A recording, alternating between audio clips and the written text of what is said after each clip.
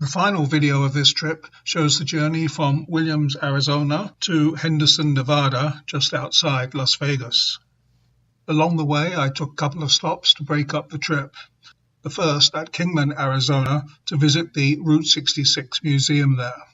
This is a great little museum that traces the history of Route 66 from Beale's wagon route in 1857 through to today.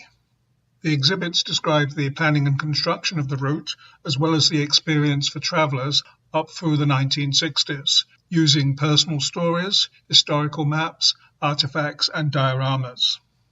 Located in the same building is the only electric vehicle museum in the country, and this has exhibits dating from 1907 through to 2011 and 8 miles an hour to 291 miles per hour.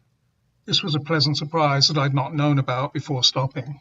The location is shown on the map by the first blue marker. My second stop was at the viewing area on the Mike O'Callaghan-Pat Tillman Memorial Bridge, which spans the Colorado near Hoover Dam. The second blue marker indicates an embedded photograph there. There is some pleasant scenery approaching the Hoover Dam, and if you zoom in and look for the green and yellow areas, you will quickly find this. Otherwise, there was nothing particularly special to flag.